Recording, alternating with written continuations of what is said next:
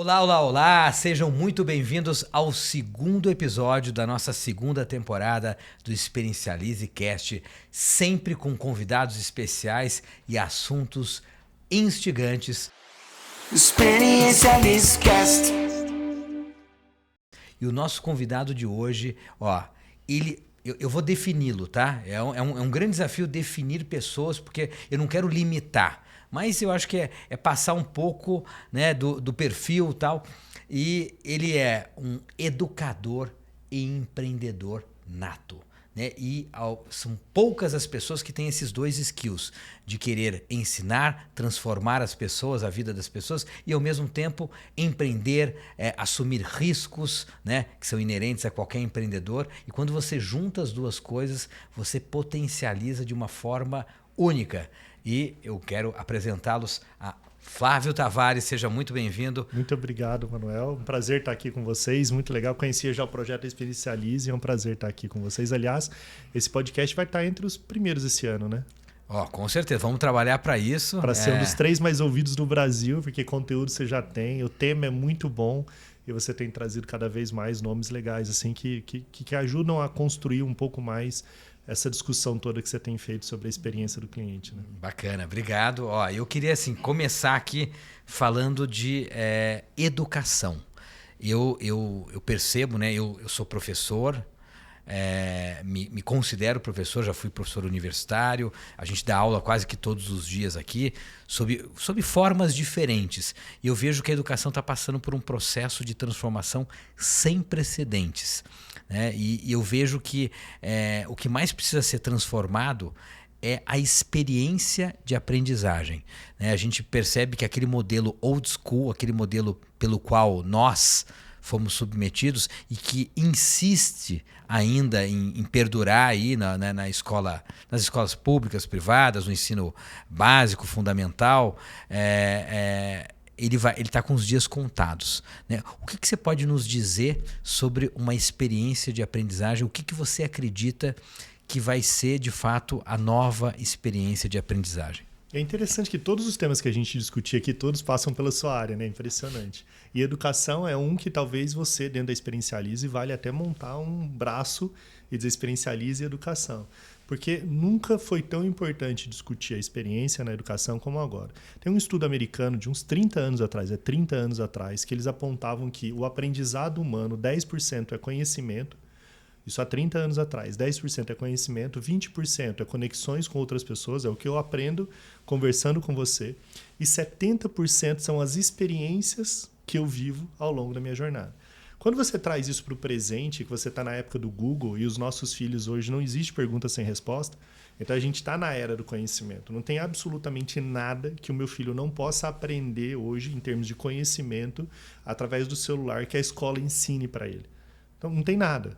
E eu vivendo essa experiência, talvez meu filho tenha uma dúvida sobre um tema. Eu vou lá no YouTube e vejo qual é o vídeo que tem mais visualização. A gente assiste um vídeo de 3 minutos que resume o que um professor demorou um mês tentando ensinar ele na sala de aula. Quando você traz essa coisa da experiência, não é mais sobre o que eu sei, mas é o que eu faço com o que eu sei. A experiência é um pouco da prática da vida. E aí vem o conceito do lifelong learning.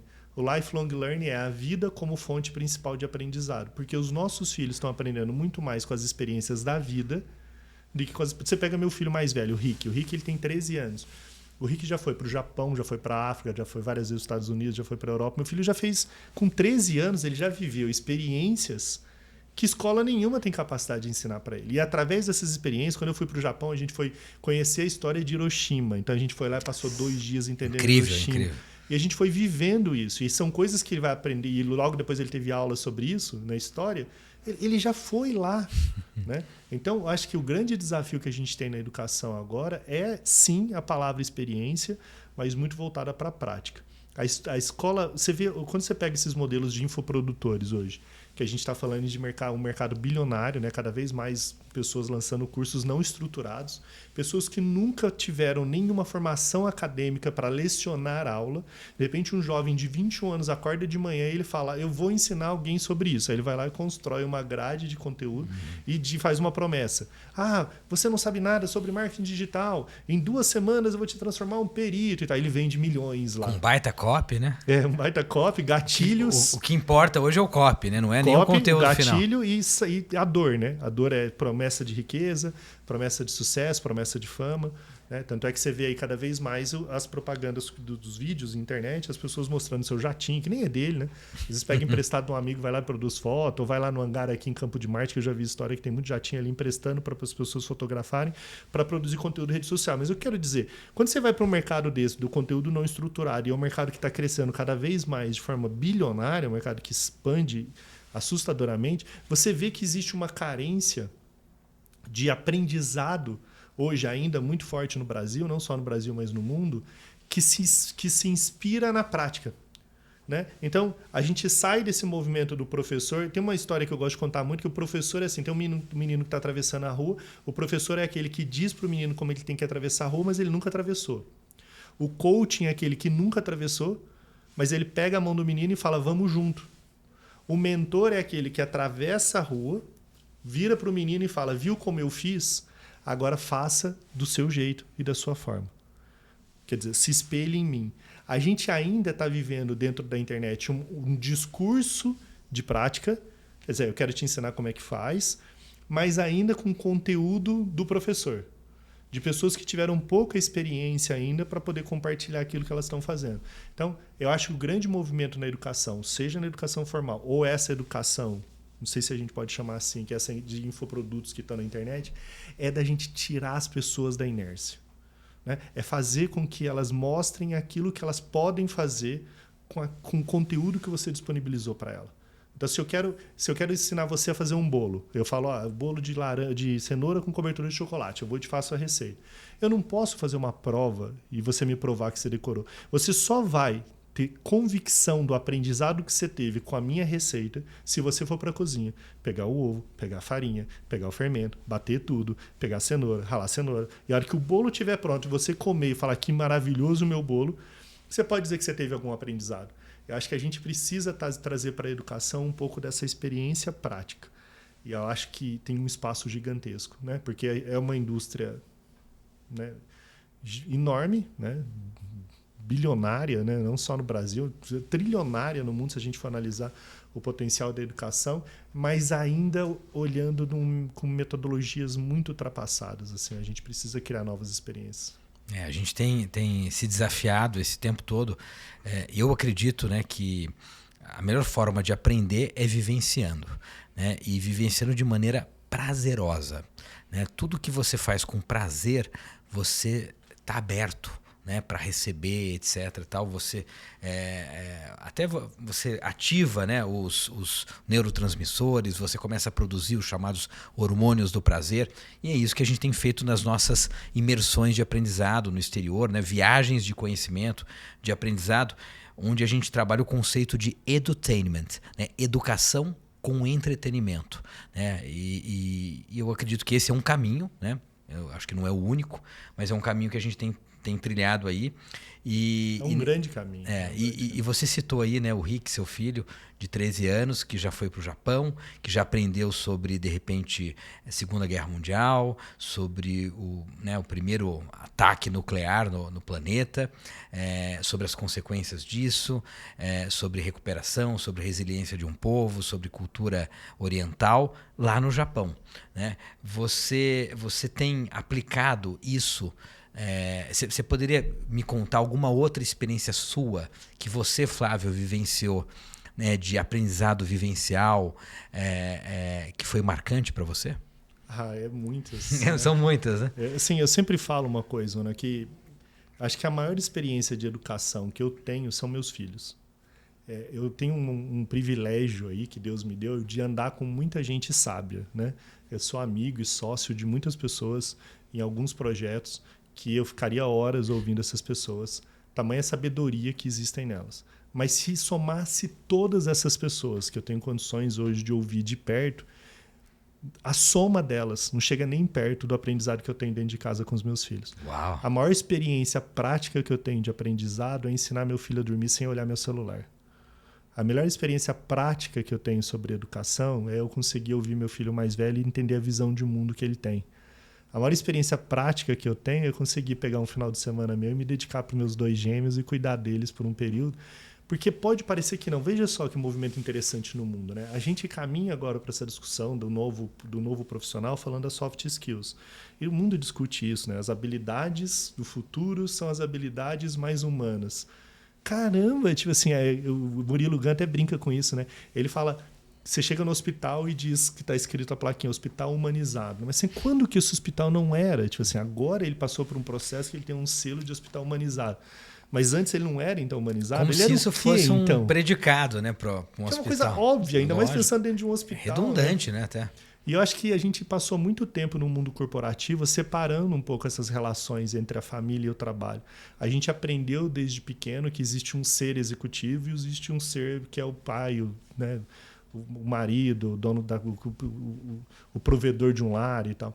Eu acho que cada vez mais a gente tem que entender que as habilidades principais hoje para que eu me torne um executivo que vai construir coisas relevantes para o mundo é olhar dentro de casa e perceber que ali estão o desenvolvimento de todas as soft skills que eu preciso para ser um profissional bem-sucedido e relevante para o mundo. Cada vez mais que eu consigo contar histórias para o meu filho, fazendo ele dormir, sem olhar o meu celular, mais eu estou aprendendo coisas incríveis, assim, sabe? Eu tenho um diário que eu fico escrevendo coisas que meus filhos me contam. Que profundo isso, viu? E que são marcantes para mim, assim. É muita experiência. Eu teve uma vez que eu fui levar o meu filho, nasceu o meu segundo filho, o Teteu, o Mateu, e o Rick tinha 8 anos na época, e eu estava muito preocupado com ele, né? Porque ele estava assim, se deslocado, porque agora toda a atenção ia para o pequeno e tal, apesar dele ter sido sempre um menininho muito dedicado ao irmão. Eu falei para ele, vamos fazer uma viagem a trabalho com o papai? A gente vai fazer uma viagem, eu vou fazer uma palestra em Foz do Iguaçu e queria que ele fosse comigo. Aí ele ficou todo feliz e tal. Quando entrou no avião, ele falou assim, papai, vamos levar uma lembrança para o Teteu, para ele também se lembrar desse dia que eu estou vivendo com você? Nossa. Só essa frase já foi uma experiência de aprendizado para mim. Eu falei, caramba, né? Tipo, eu fiquei, não, claro, filho, eu falei para ele, vamos. Ele chegou lá em Foz do Iguaçu, uma chuva torrencial. E eu todo o tempo eu ficava pensando, o que eu vou comprar, né? E eu com a cabeça de comprar, o que eu vou comprar para um bebê que acabou de nascer, para ele se lembrar lá no futuro de uma viagem que o irmão mais velho fez com o papai. E eu lá, eu falava, Rick, você sabe o que a gente leva? Ele, não sei, papai, eu tô pensando. E ele preocupado em deixar alguma coisa registrada pro irmão. Aí tô me arrumando no quarto para descer para fazer a palestra, muita chuva caindo, ele pega um rascunho no quarto, ele abre a janela, coloca para fora. Cai 3 gotas de chuva no papel, ele volta e fala, papai, eu já sei o que eu vou levar pro meu irmãozinho. Eu quero levar o cheiro da chuva. Eu quero que meu irmão sinta o mesmo cheiro que eu e você estamos sentindo agora. Nossa. Ele pega o papelzinho com o cheiro da chuva, coloca na malinha dele arrumadinha para ele levar pro irmão. Uau, que demais. Cara, tipo assim, por mais pessoas inteligentes que eu tenho o privilégio de conviver, ninguém me ensina isso, sabe? Ninguém me ensina o valor do cheiro da chuva. Ninguém me ensina o que realmente é relevante e importante na vida. Ninguém me ensina sobre o que de fato eu tenho que construir e aonde que tem que estar o meu coração em tudo aquilo que eu faço. Eu sou uma pessoa que fala sobre propósito há muito tempo na minha vida, assim, sei lá, faz uns 12, 13 anos pelo menos que eu palestro sobre propósitos. Vou mudando, né? Propósito, quando eu falava, pouco se falava. Hoje propósito já virou uma coisa canibalizada, né? Ninguém entende mais o que é de fato, mas olhar para os horizontes sobre que histórias eu estou ajudando a construir é o desejo que eu tenho de voltar para casa e ter as melhores histórias para compartilhar com os meus filhos. Uau. Se fosse definir uma missão de vida, era quais as histórias que os meus filhos vão contar para os meus netos quando eu não estiver mais aqui. Essas histórias são as que eu compartilho para ele. Então, com certeza eu vou voltar para casa depois desse podcast e vou contar um pouco do nosso papo para eles. E aí eles vão assimilando, e eles vão me ajudando, eles vão me provocando, né? E aí, se eu fosse falar aqui, então, de experiências de aprendizado, que para mim essas são as maiores, apesar de já ter vivido tanta experiência legal, eu ficaria horas falando dos meus filhos. Aliás, eu falo que 30% das minhas palestras, 30% pelo menos são meus filhos e história deles, assim. Eu lembro. Eu vou catalogando as histórias, assim, e vou falando, meu Deus.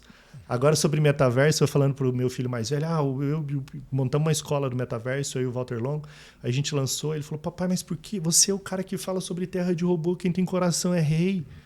por que você vai entrar nesse negócio do metaverso? Eu falei, filho, porque é uma nova... Não acredito que o mundo vai ser isso, mas é uma nova forma de aprendizado. A educação vai passar por isso. Imagina que você não vai mais aprender com o professor na sala. Você vai poder vivenciar através de um óculos. Você está em Atenas e ouvir Sócrates falando para você filosofia e o que ele acreditava e tal. Aí ele falou, papai, deixa eu te falar uma coisa. Eu aprendo mais assistindo um filme ou lendo um livro? Aí eu falei... Como assim? Ele falou, onde eu crio mais? Assistindo um filme ou lendo um livro? Aí eu falei, lendo um livro, que expande a sua criatividade, né? Não tem nada formatado ali. Aí ele falou, você não acha que esse movimento todo está limitando as crianças, delas desenvolverem seu próprio senso criativo e imaginação, e delas poderem imaginar o mundo a seu modo, quando a gente quer entregar tudo pronto para elas? Nossa. Porque quando eu estou lendo um livro, eu estou imaginando o que poderia ser aquilo. O tempo todo. E agora tem alguém imaginando por mim. Aí eu falei, caramba! Aí eu lembro que eu terminei essa conversa com ele, liguei pro Walter. Falei, Walter, eu não vou fazer mais metaverso nenhum. Esquece isso aí. Aí o Walter me convenceu, me deu outros olhares, que depois eu sentei com meu filho e ele também se sentiu convencido de que tem caminhos para construírem. Mas eu acho legal que eu estou explicando isso alguns exemplos. Quando você tem esse olhar, olhando um pouco, eu estou dizendo os filhos, para quem é pai, eu acho que tem que viver essa experiência. Mas quando a gente tem um livro que eu e o Walter a gente vai lançar agora que chama Abaixo os Gurus e Viva os Guris. E a gente diz isso, assim, que um dos males que a gente está vivendo na sociedade é que a gente está procurando esse guru messiânico, né? Por isso que tem muita gente aí fazendo as lives 5 horas da manhã e que todo mundo acorda e que tem os 3 passos da felicidade, da riqueza, do sucesso e tal. E tá perdendo a oportunidade de acordar às 5 horas da manhã, sei lá, para caminhar com seu filho, para ouvir uma criança. E a gente está falando abaixo os gurus e viva os guris. É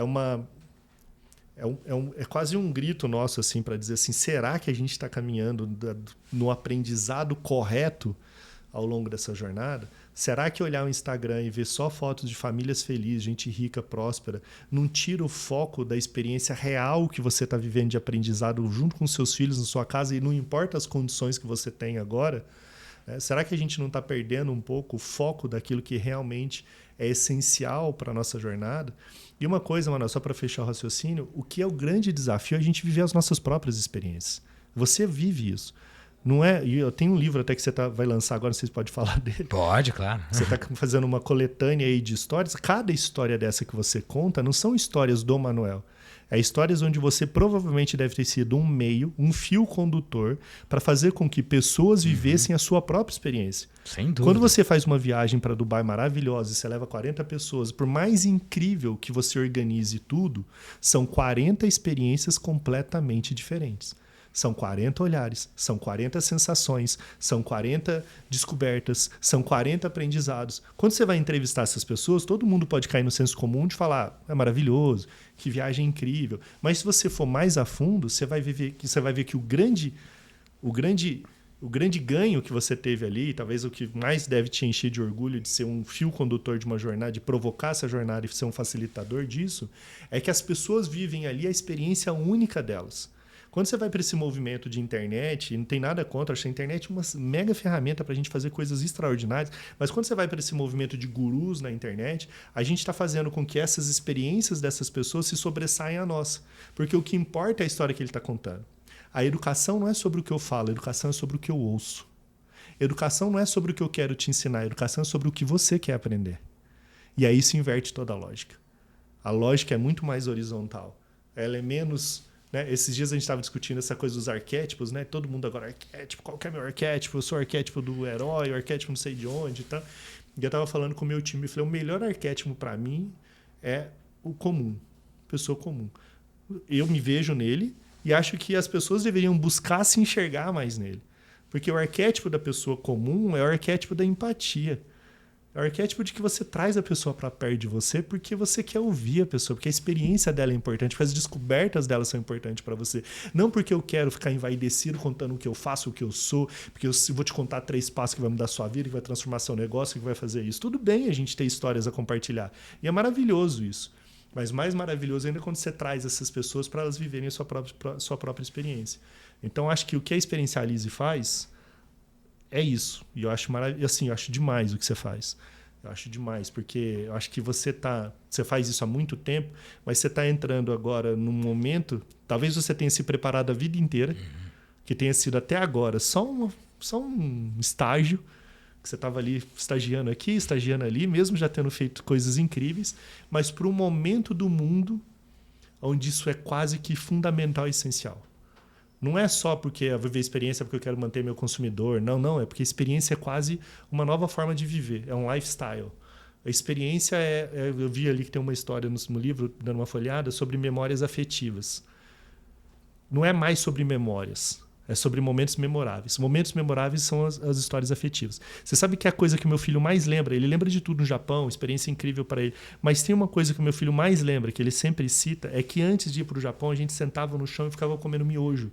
Imaginando como seria comer lamen no Japão. Nossa, que demais. Então tinha um dia da semana que a gente se reunia em família, sentava no chão, a gente colocava as roupinhas de negócio do Japão, sentava e falava, vamos fazer isso? Que demais. Meu filho todas as vezes lembra disso. Ele fala assim, lembra, papai, quando a gente ficava comendo no chão, imaginando como seria?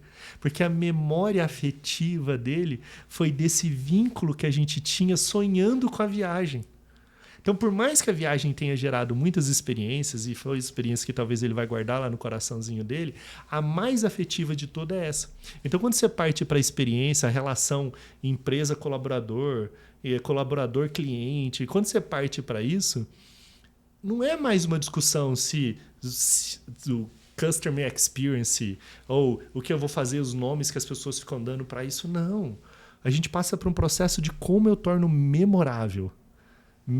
Como que eu crio memórias afetivas, né, nas relações das pessoas que estão perto de mim, seja meu cliente, seja...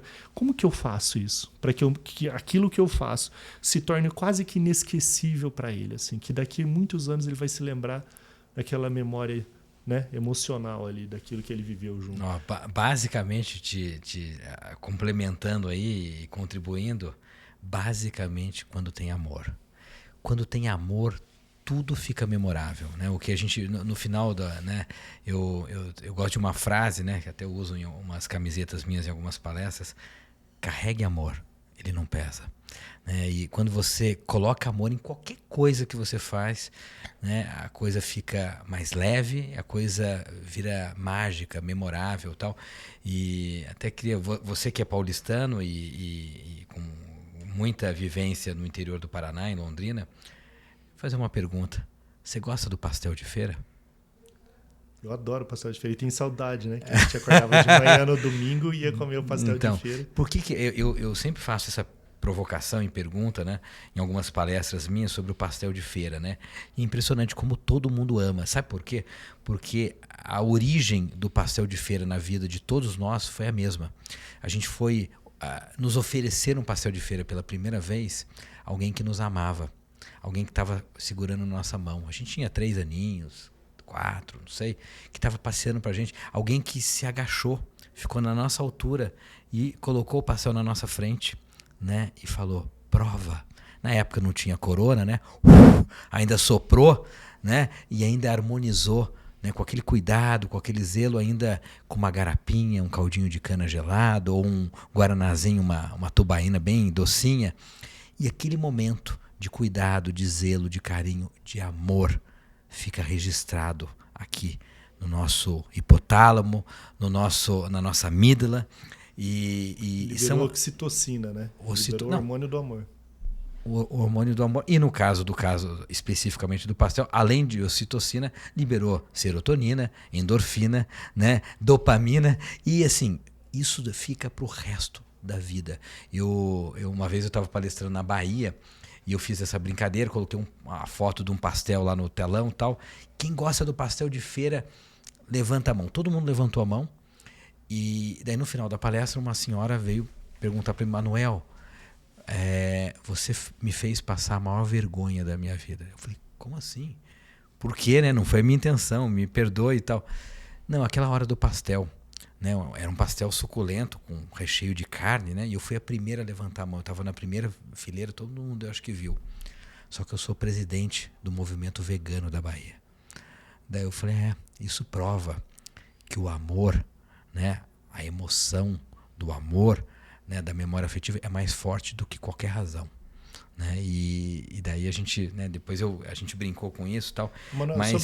sobre essa questão do amor, tem uma frase que eu falo muito na minha palestra, que assim, as pessoas estão buscando hoje, através de um monte de experiência, né? Deixa eu viver acampamentos, a gente que está indo buscar, descobrir como eu posso fazer o que eu amo. E parece que virou uma busca insana das pessoas, que eu preciso fazer o que eu amo. Mas você precisa largar tudo e fazer o que você ama, e está todo mundo tentando um dia fazer aquilo que ela ama e tentando descobrir o que é aquilo que ela ama. E eu falo que não é mais importante você fazer o que você ama. O mais importante é você aprender a amar o que você faz, independente daquilo que você faz. Uau. E aí tem uma questão óbvia por isso. Porque quando eu fico tentando fazer o que eu amo, quem define quem eu sou é aquilo que eu faço, nem quem eu sou. Quando eu decido amar aquilo que eu faço, independente do que eu faço, o que me define quem eu sou. O mundo vê quem eu sou, não o que eu faço.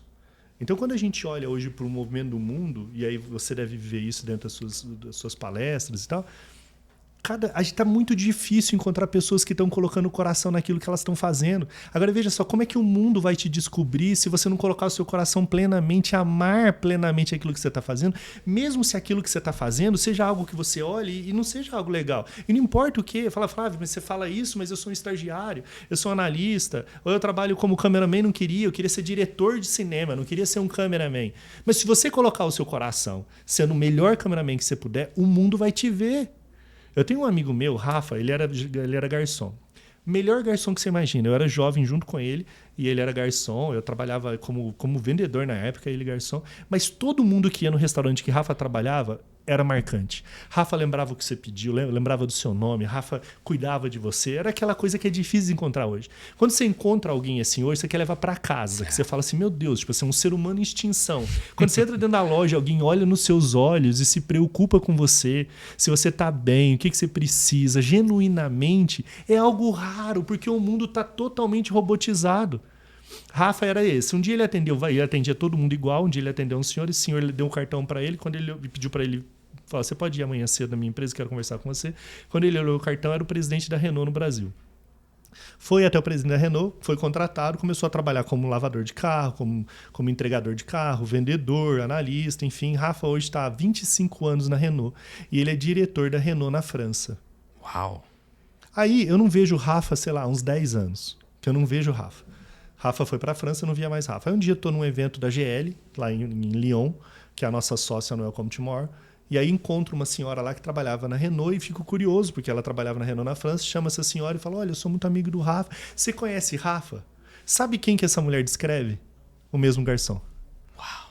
Ela fala: quem, Rafa? A essência. Claro que eu conheço. Rafa sabe o nome de todas as pessoas que limpam a Renault. Rafa, ele olha nos olhos de todo mundo. Rafa não esquece a data de aniversário das pessoas que estão perto. Parece que Rafa nasceu para servir as pessoas. Uau. Rafa nunca mudou. Quero conhecer o Rafa, hein? Rafa nunca mudou pelo que ele fazia. Rafa sempre se manteve fiel a quem ele era.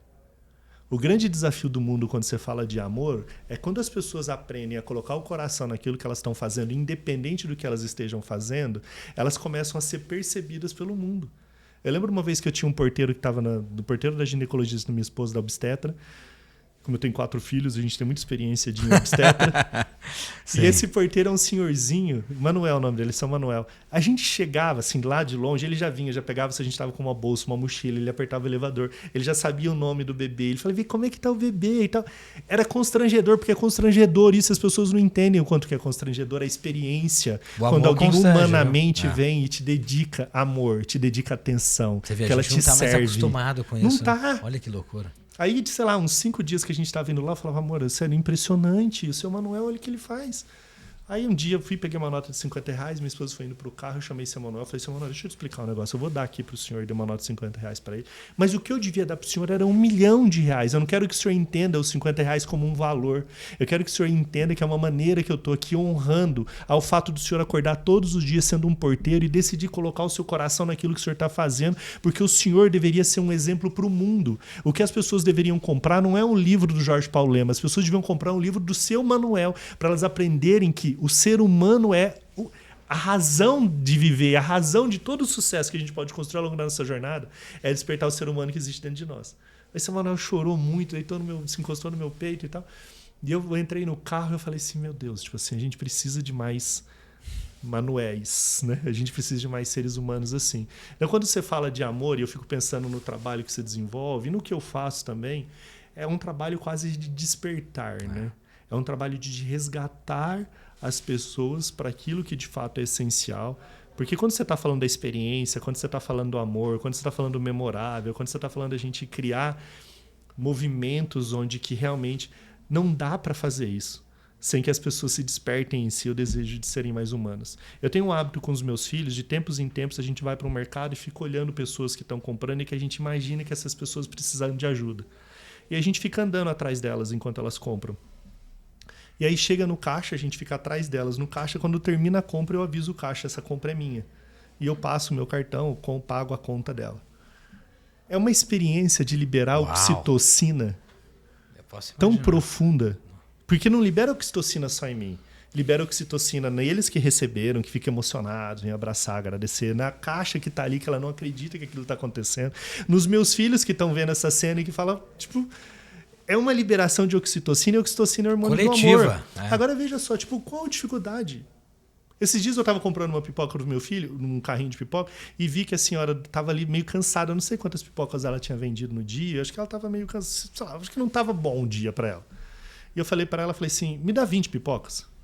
Ela falou, 20 pipocas? Eu falei, 20. Eu falei, mas não precisa me dar as 20. Eu quero só que a senhora... Aí ela pagou as 20, eu falei, agora eu quero que a senhora pegue essas 20 pipocas e a senhora surpreenda crianças que vão passar por aqui e que não têm condições de comer pipoca, a senhora doe essa pipoca. Eu estou ajudando a senhora, mas eu quero que a senhora impacte a vida de outras pessoas. Essa mulher ficou emocionada, ela falou, mas Deus, ela vende pipoca há 30 anos e nunca ninguém fez isso. Eu estou contando essas coisas, veja só. E para o ouvinte que está aqui, de repente até para o time que está aqui, pode falar assim, nossa, que legal essas coisas que ele faz. Manuel, isso deveria ser uma prática comum da nossa jornada.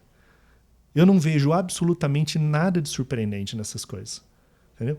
Os valores isso que eu estou ensinando, né? para os meus filhos são coisas que eu falo que eu gostaria que pessoas fizessem por mim em alguma circunstância. Agora, onde foi que a gente se tornou tão egocêntrico, tão hedonista, tão buscando as nossas próprias realizações, nossas próprias coisas, que a gente perdeu essa capacidade de olhar para o lado? É só isso. Estou falando de olhar para o lado. Né? Não estou falando de fazer...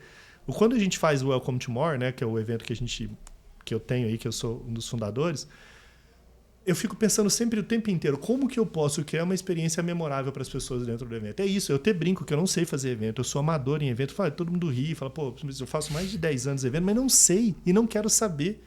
A etimologia da palavra amador, ela já é do tipo de amar a dor. É de você amar aquilo que... Sabe? Eu tô ali querendo criar experiência. O que você vive aqui na Experiencializa. Eu não tô tipo... vamos organizar um evento assim, Y, porque o evento não sei. Tanto é que a GL agora é minha sócia no Welcome to More desde 2019.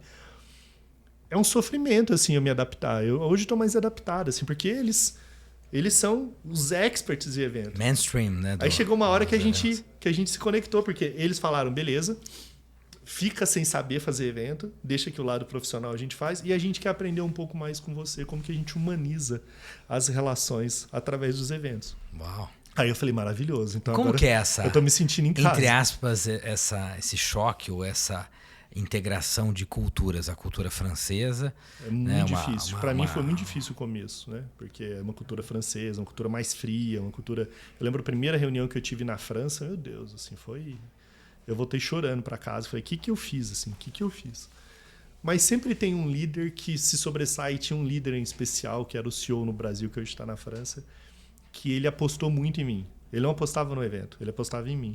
Então eles começaram, que foi um movimento que eles criaram, de me abrir para fazer palestras para o time da GL. Então eu comecei a fazer muita palestra interna. Você fazia palestras em português mesmo? É. E aí eles traduziam e tal, porque eles só falam francês, né? E não gosta muito, né? Por isso, o presidente mundial da GL, se você falar inglês com ele finge que não está ouvindo. E aí e nesse movimento todo, foi um movimento que eu comecei também a ter muito respeito da parte dele sobre o movimento que eu estava criando.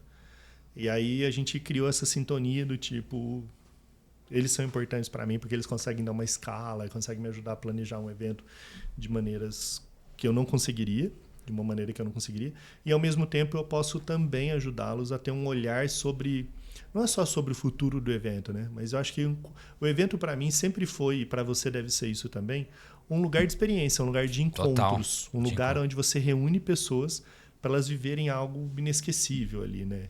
Então não é só o evento pelo evento, é trazer um pouco mais esse olhar. E aí eles me deram muita liberdade para isso. Hoje eu sou quase que um conselheiro deles assim de inovação para vários projetos que eles realizam no mundo e tal. Então eles sempre me procuram, a gente sempre conversa. Então esse desenho ele foi se assentando. Mas eu não abriria mão, Manuel. Assim, eu já tive muitas... Esse é um tema interessante. Assim, entre os meus valores, eu já devo ter sido convidado a me retirar de mais ou menos umas 20 empresas. Assim. Eu não abro mão dos princípios e dos valores do que eu de fato acredito, sabe?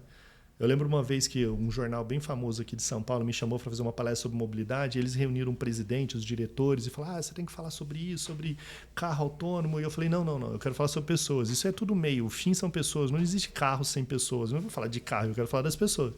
E eles não entendiam o que eu estava falando. Aí entrou uma senhora para servir café. Aí parou a reunião enquanto ela serviu o café, perguntei o nome dela, era a Dona Maria. Eu falei: Dona Maria, prazer, quanto tempo a senhora trabalha aqui? Ela, 35 anos. Eu falei: 35 anos? Como é a logística da senhora? Casa, trabalho, trabalho, casa. Ela falou: meu filho, é muito puxado, eu demoro 2 horas para chegar aqui e 2 horas para voltar para casa. Eu falei: e como que a senhora faz? A senhora acorda que horas? Eu falei: acordo 5 horas da manhã, preparo o café dos meninos, 6 horas eu saio, 8 eu chego, 6 horas da tarde eu vou embora, 8 chego, preparo a janta, o almoço outro dia, fico um pouco com as crianças e vou embora. Eu falei: Dona Maria, eu quero fazer uma pergunta para a senhora e quero que a senhora não se constrange. Nesses 35 anos que a senhora trabalha aqui, dessas pessoas que estão aqui nessa sala ou de qualquer lugar dessa empresa, quando que alguém perguntou, se preocupou com o tempo que a senhora gastava se deslocando casa-trabalho, trabalho-casa? E eu perguntei 3 vezes, ela não respondeu. O presidente da empresa bateu na mesa e falou: fala, Dona Maria. E a Dona Maria balançou a cabeça. Nunca.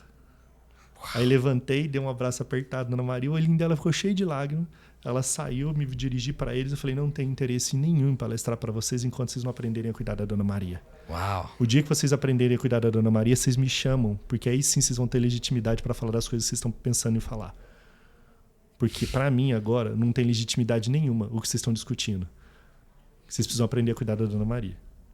Aí terminou chata a reunião. Fui convidado a me retirar e aí todo mundo em silêncio, um diretor vai me levar e a saída era longa pra caramba, assim, longe de onde eu estava. Haja constrangimento do lado deles, principalmente. E esse diretor mó calado comigo, assim, eu falei: meu Deus, eu com medo se ele estava me levando pra saída mesmo ou pra algum quartinho onde eu seria fuzilado. Aí cheguei na saída, ele olha pra mim e fala: posso te dar um abraço? A única frase que ele disse. Aí ele me abraçou e aí a segunda frase que ele me disse no ouvido, ele falou: eu também sou a Dona Maria.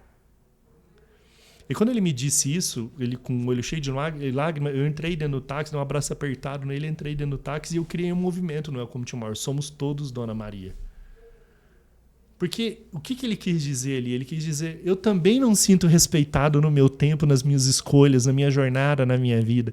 Eu não sou a Dona Maria que estou limpando o chão, mas eu também sou um ser humano que não consigo viver a vida que eu sonhei viver. O mais interessante, para fechar essa história, 5 meses depois eu volto nessa empresa por outra razão, para ter uma reunião com outro departamento, porque eles são um grupo de mídia importante aqui em São Paulo. Estou lá sentado esperando a minha reunião, quem passa é a Dona Maria. Chamo Dona Maria senta do meu lado, eu começo a conversar com ela.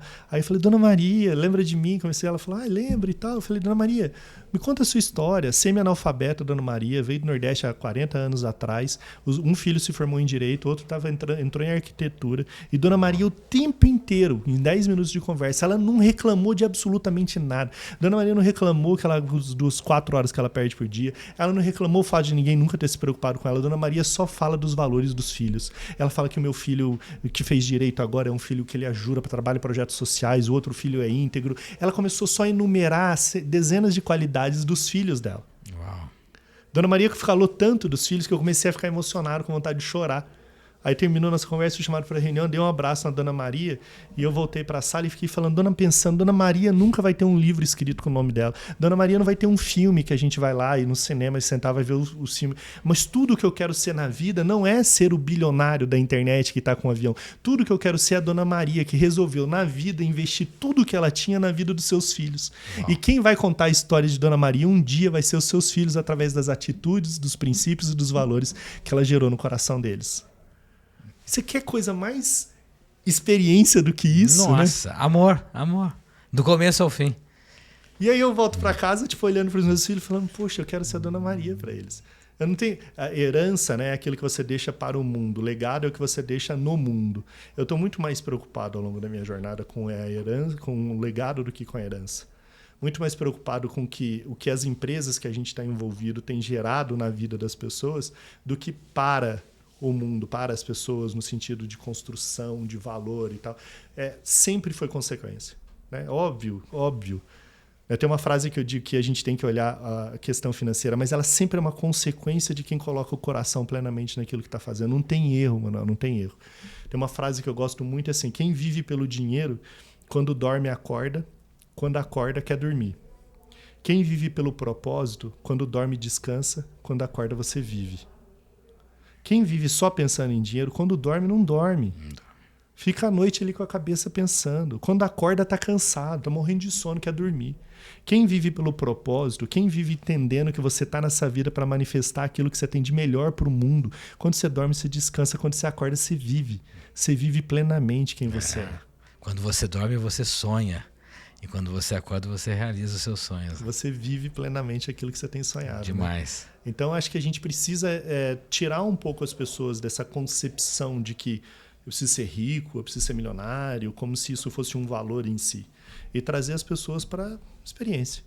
Uau. Promover as experiências mais genuínas que ela pode construir na vida. E as experiências mais genuínas, só fechar, eu estou falando demais aqui. Não, mas está demais. Tá? As experiências mais genuínas são as experiências mais simples. Né? São. Às vezes a gente acha que tem que fazer grandes eventos. Não, as pessoas têm uma ideia equivocada, né, de que uma experiência memorável é gerada só em uma experiência que tenha luxo envolvido, né, ou riqueza, ou opulência, um hotel espetacular, um restaurante, isso. Então, as maiores experiências são aquelas que de fato conectam as pessoas pelo coração. Né? E pode ser nos lugares mais improváveis, né? E eu costumo dizer que, né, até parafraseando um amigo em comum, Paulo Vieira, quando você coloca as pessoas certas no lugar certo, com a mensagem ou a ideia certa, você cria uma atmosfera de transformação sem igual. Né? E isso não importa o lugar, né? Tem que ser o lugar certo para aquelas pessoas. E com as pessoas certas, né? Então e com as pessoas certas. Então isso assim, só para a gente finalizar aqui, é uma pergunta que eu faço para todo mundo, né? Eu acho que você de alguma maneira já respondeu várias vezes aqui, mas uma coisa de bate pronto aqui. O que é uma experiência memorável para o Flávio Tavares? Eu vou tentar não ser redundante. Porque uma experiência memorável é quando eu gero experiências memoráveis na vida dos meus filhos. Mas eu vou tentar fugir dessa vala porque eu já disse muito sobre isso. Eu acho que uma experiência memorável, para mim, é quando você consegue marcar o coração das pessoas. Eu vou dar um exemplo. Filhos pequenos, eu fui assistir agora um desenho que chama Sing. Né? Sing tem o desenho 1 e agora lançaram o 2. E ele é muito bonitinho, são animaizinhos que se juntam para cantar. Tipo, fazer um show da Broadway. E aí eu fui assistir com a minha esposa e o meu filho de 4 anos, que é o segundo, o Teteu, e eu chorei umas 5 vezes no filme. E eu olhava para o meu filho e para minha esposa, não via eles tão emocionados comigo. Eu não entendia por que eu estava tão emocionado. E eu ficava emocionado, e tocava música, eu ficava emocionado. No final, acabou o filme, eu fiquei sentado, eu estava com vontade que o meu filho e a minha esposa viessem me abraçar e a gente ficasse chorando um pouquinho juntos ali, até todo mundo ir embora. E não, eles já levantaram, vamos embora, papai, vamos, e minha esposa, vamos, amor. E eu ali, tipo, paralisado. E eu fiquei refletindo, era um sábado à tarde, eu fiquei refletindo o sábado inteiro, assim, o que aconteceu comigo que eu vivi uma experiência tão memorável nesse desenho. E aí eu cheguei a uma conclusão. A gente olha para as experiências hoje, simples ou não, singelas ou não, a gente fica sempre tentando criar coisas muito racionais. E eu fiquei pensando assim, será que eu não nasci para tentar tangibilizar, pensando na minha vida profissional e todos os negócios que eu estou envolvido, direto ou indiretamente, a gente não deveria estar mais preocupado com fazer com que as pessoas, em permitir que as pessoas abram o coração de verdade, para poder receber e reconhecer o papel delas no mundo e tal. E aí fiquei lembrando de experiências da Broadway, assim. Aí fiquei pensando nesse misto de música com experiência com um evento, um pouco o que o Rock in Rio faz, mas eu fiquei pensando que a gente não tem isso no Brasil. E acho que eu fiquei tão emocionado, e eu falei isso depois lá na empresa, porque eu acho que falta mais isso, assim. Falta a gente estudar mais elementos. Eu acho que música é um super elemento que a gente usa muito dentro do Welcome to More, para que a gente possa despertar momentos únicos e memoráveis na vida das pessoas. Então, eu acho que, de uma forma muito simplista te respondendo, eu acho que momento memorável é quando você consegue criar uma memória afetiva e que essa memória tenha a ver com algum sentido especial. Assim, acho que o ouvir, a música, ela tem um poder muito forte de gerar uma experiência única na vida. Assim. Às vezes você está ouvindo, está no carro andando, vê uma música que fala profundamente com você e que você fala... E você presta atenção na letra daquela música e você fala, naquele momento, naquele lugar, era tudo que você precisava ouvir. Acho que uma boa experiência é quando uma experiência memorável é quando você consegue usar esses elementos, seja o paladar, o ouvir, o cheiro, quando você consegue criar algo que isso fique registrado ali, de uma maneira muito especial, sabe? No coração da pessoa, assim. Aí eu lembrei disso porque eu fui numa apresentação da Broadway com minha esposa, muitos anos atrás, e foi muito marcante pra gente, assim, sabe? Que, não sei porquê, alguma coisa falou muito com a gente depois ficou refletindo sobre isso, e a gente guardou isso com uma memória ali dentro. E aí, quando eu assisti esse desenho, eu fiquei pensando que não tem tanta gente fazendo isso no Brasil. É verdade. São poucas pessoas tentando criar essa experiência mesmo, assim, é verdade. Sabe? Os espetáculos que tem, os teatros, eles são sempre... ou um show, uma banda famosa, um sertanejo, um DJ, ou é uma peça de teatro padrão global. Quanto mais famoso o artista, mais acesso ele tem. Mas uma experiência única, assim, né? Que a pessoa entra ali e ela se conecta com algo que faz muito sentido para ela. E ali ela tem a oportunidade de sensibilizar, olhar para si. Dentro de todas essas experiências, ela consegue se conectar. Então, eu estou te respondendo isso porque isso está virando para mim, eu acho que tem tudo a ver com a Experiencialize, uma missão, assim. Em todas as coisas que eu tenho feito, eu falo, como que a gente pode fazer algo diferente e marcante para isso? E aí, desde o Conselho Virtual, né, que você sabe que é um projeto que a gente lançou agora junto com o Walter Longo, com o Denis Pena e mais o Thiago Oliveira, e é um super projeto, que você coloca conselhos, a missão é democratizar conselhos consultivos para pequenas e médias no Brasil. Mas até esses empresários e CEOs que eu tenho conversado, no fundo, Manuel, no fundo lá, por mais cheio de razão, mindset, que ele precisa se organizar, o que ele precisa é de uma experiência memorável. O que ele precisa é aprender a viver uma experiência memorável para ele reproduzir dentro do negócio dele, com o time dele. Porque experiências memoráveis fazem cultura. Cultura, você cria missão. Missão, você traz o senso de pertencimento que as pessoas estão engajadas para fazer algo relevante para o mundo. Um amigo meu perguntou uma vez para uma empresa de tecnologia que eu era sócio e que a gente era muito focado em propósito e cultura. Ele falou, você tem certeza que a cultura que você fala, e a gente falava demais disso, ela está espelhada em todo mundo? A gente tinha mais ou menos uns 150 funcionários. Aí eu falei, não sei, acho que sim, porque a gente promovia muita coisa para botar todo mundo na mesma página. Um dia ele me visitou, foi lá na empresa de tecnologia, ficava lá em Londrina, e ele foi andar lá. Era 2 andares, anda para cá, anda para lá. E ele foi, pegou o mais nerd dos caras de TI que estavam lá. Chegou nele e falou para ele, viu, você sabe por que você trabalha aqui? E a resposta dele foi muito marcante. Ele falou assim, exatamente eu não sei, mas eu sei que eu estou fazendo algo muito relevante com a minha vida. E aí, quando ele me respondeu isso, eu falei, tá pronto, é isso. Talvez ele não tenha a resposta mais clara de caminho, qual é a nossa missão, mas o fato dele entender que ele está envolvido dentro de um projeto que a gente quer muito que ele seja relevante para o mundo, já resolveu a questão. Resolveu. Né? É isso. Ele está de fato dentro, né? Então, acho que não importa, estou falando do conselho virtual, porque a gente está nesse olhar, né, de ajudar essas empresas, mas no fundo eu acho que todo mundo precisa da Experiencialize. Seja a educação, seja o mundo corporativo, seja as famílias. Vamos. Seja as famílias. É verdade. Por que ninguém faz evento de família incrível, né? O Marcos Pianges é meu amigo, eu vi falando isso para ele. Eu falei, Pianges, por que não tem um evento gigantesco sobre paternidade no Brasil? É verdade. Maternidade. Sobre família. Que o cara vive uma experiência, que vai andar de roda gigante, que ele tem a palestra, que tem uma banda tipo Reverb tocando. Por que não tem um negócio desse? As pessoas querem se conectar com isso. Por que ninguém está olhando esse mundo do edutainment, né? Que você está tão envolvido, por frentes tão distantes. As empresas não têm que se preocupar em ter colaboradores mais produtivos, elas precisam se preocupar em ter seres humanos melhores. Então não é mais só montar o curso de alta performance para deixar o cara mais produtivo, é montar o curso de paternidade. Você ensinar o seu colaborador a ser um pai melhor faz com que ele seja um colaborador muito melhor para você. E um cidadão melhor, né? Enfim, tudo melhor. Isso né? é uma experiência memorável. Uau! Né?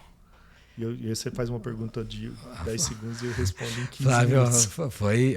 Não, tá sendo incrível aqui. Eu acho que para quem está nos ouvindo, nos assistindo aqui, e assim, para retribuir um pouco, né, de todo esse amor que você trouxe aqui pra gente, né, essa aula de humanidade, porque eu acho que no final das contas é sobre ser humano. Aqui na Experiencialize, as surpresas teimam em não cessar. Um beijo no coração.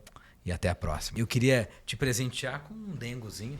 Até porque dengo é expressão do amor. Ó, para você compartilhar. Esse é o melhor patrocinador que você podia ter aqui. Porque o nome Dengo, né? Não, o nome já diz tudo, né? Eu não sei se você conhece a Dengo, mas queria que você compartilhasse com os seus filhos, né? Eu acho que com a sua esposa. Vai ser uma experiência em casa aqui. Eu vivo uma experiência que a gente vai ter, vou abrir junto com eles a embalagem. Legal. A gente vai comer junto lá e depois eu te conto qual foi a experiência deles. Só que aqui na Experiencialize, aliás, é um bordão que foi criado por um cliente nosso. As surpresas teimam em não cessar. E para isso, eu queria te oferecer um chazinho aqui. Essa é a canequinha do Experiencialize Cast. Uma canequinha para você carregar aí contigo aí. Olha, com a minha foto ainda. Sabe por quê? Porque as melhores experiências são aquelas que são personalizadas, feitas de um para um, né? Não são aquelas massificadas, e é o que a gente prega aqui. Experiencialize Cast.